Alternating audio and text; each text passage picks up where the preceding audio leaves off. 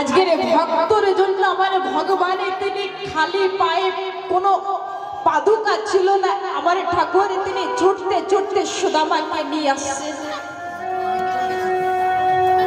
এমন সময় জানেন এখন আর কেউ কিছু দেবেন না, ঠিক আছে? কৃষ্ণ তিনি সুদামাকে যে সিংহাসনের পরে ঠাকুরে তিনি বসতেন, জোরে করে সুদামাকে বসাচ্ছেন, কিন্তু সুদামা বসতে চাচ্ছেন না। আর ঠাকুরে তিনি জোরে করে সুদামাকে বসিয়েছেন। এমন সময় রুকমণিকে বলছেন, রুকমণি যাও এক ঘটি জলে আর একটি থালা নিয়ে আসো। ও রুকমণি তুমি অতি শীঘ্র যাও, এখন আর কেউ আসবে না। এমন সময় রুকমণি ছুটে গিয়ে একখানা থালা আর এক ঘটি জল নিয়ে আসছেন, কৃষ্ণের কাছে দিয়েছেন। কৃষ্ণ বসে যাও, কৃষ্ণ বসে যাও।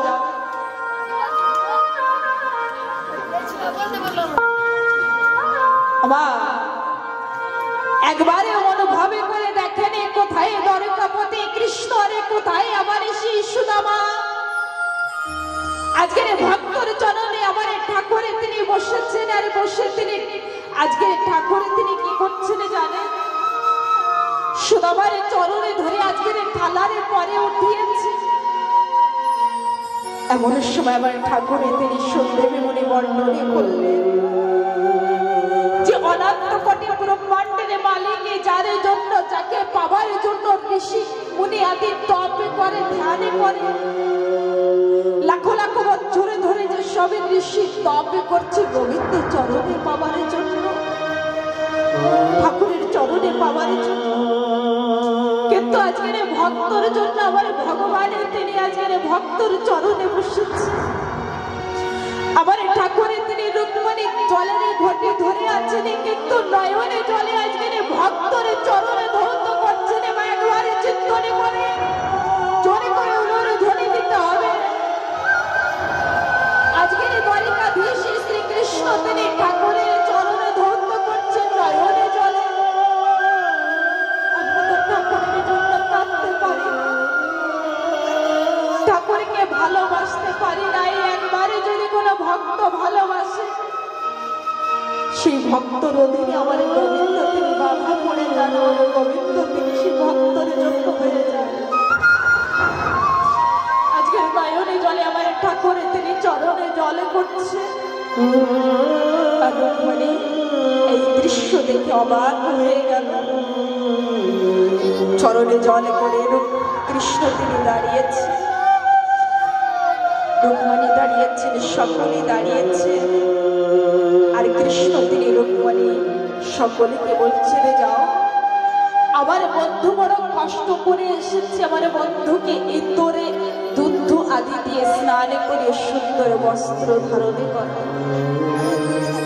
আজকের কৃষ্ণের কথা মতো সকলে আজকের এই সুদামাকে সুন্দর ভাবে ইতর আদি দিয়ে স্নান করিয়েছে। এমন সময় যে সবে আমার ঠাকুর কত হাজারে বিবাহ করেছিলেন, সুদামা জানেন কি বলছেন? বন্ধু এটা যে দাঁড়িয়ে আছে এটা কে? আমি তো চিনতে পারছি না। ঠাকুরে তিনি বলছেন, বন্ধু আমি বেশি বিবাহ করি নাই, 16,108টা বিবাহ করেছি, এই আমার সেই স্ত্রীগণ। সুদামাকে ঠাকুরে বলছেন, সুদামা ও বন্ধু তুমি বিবাহ করেছ? সুদামা বলছেন, হ্যাঁ আমার স্ত্রী, আমি একটা বিবাহ করেছি, আমার স্ত্রী নাম সুশীলা। আজকের মা রুকমণি আরে কৃষ্ণ যে পালঙ্কের পরে শয়নে করতেন বাবা, আজকের ঠাকুরে তিনি নিজের ভক্ত সুদামাকে সেই পালঙ্কের পরে শয়নে করিয়েছেন। আর ঠাকুর তিনি সুদামার চরণের সেবা করছেন, চরণের কাছে বসে। রুকমণি বসেছে, চরণের সেবা করছেন। এমন সময় জানেন ঠাকুরে তিনি অনেকে ব্যঞ্জনে দিয়ে সুদামার সঙ্গে প্রসাদে পেয়েছিলেন শয়ন করবেন যে সময় চরণে সেবা করছে। কৃষ্ণ আমার দিকে ধ্যান দিতে হবে।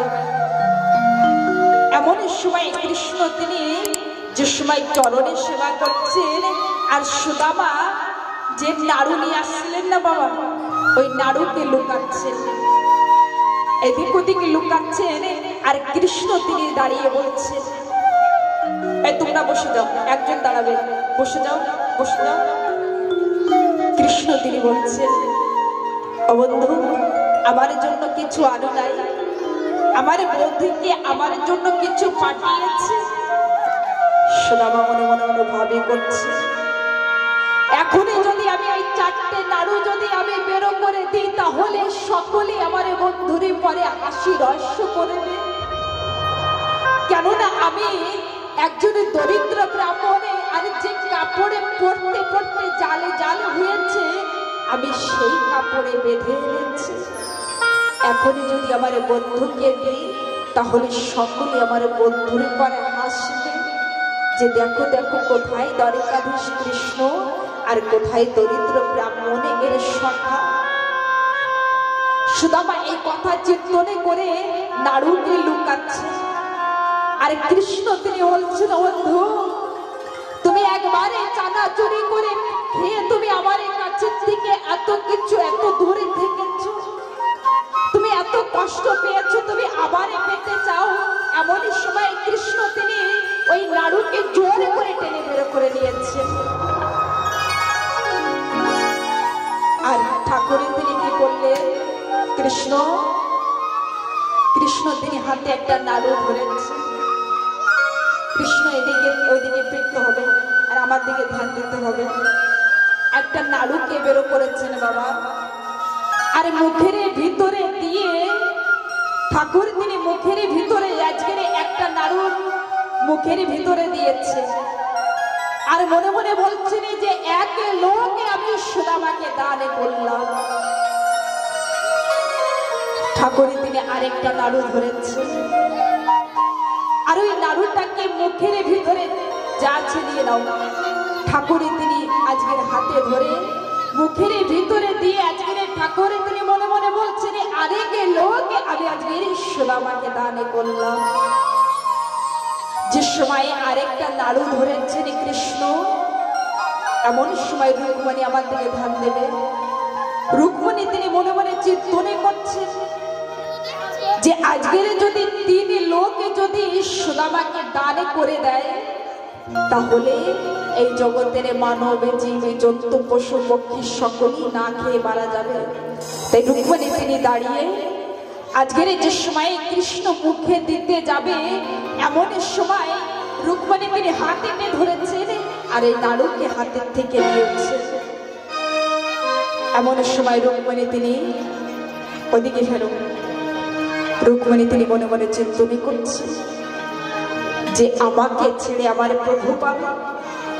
এমন সময় রুক্মিণী তিনি কৃষ্ণকে বলছেন, ওগো প্রিয়, আপনার বন্ধু এনেছেন, শুধু আপনি পাবেন, আমাদের কি দেবেন না? তাই রুক্মিণী তিনি নিজে একটু মুখের ভিতরে নিয়েছেন আর সকলকে একটু একটু করে দিয়েছেন।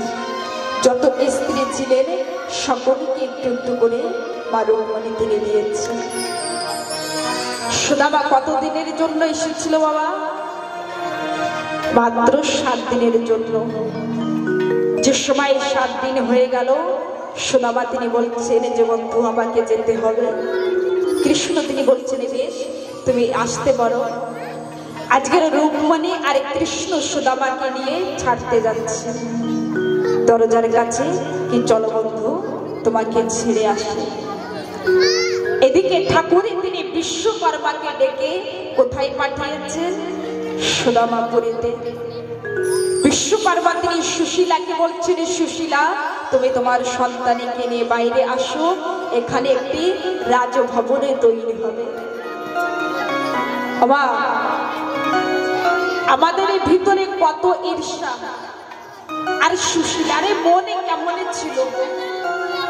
যে সময়ে বিশ্বকর্মা তিনি এই কথা বললেন এখানে একটি রাজভবনে তৈরি হবে, এমন সময় সুশীলা তিনি বলছেন, বিশ্বকর্মা, আমি এই পাড়া প্রতিবাসী কাছের থেকে আমি এনে প্রসাদে পেয়েছি, আর আমার পাড়া প্রতিবাসী যদি দরিদ্র থাকে আর আমার যদি ভালো ঘরে থাকে তাহলে আমি সুখী থাকবো না।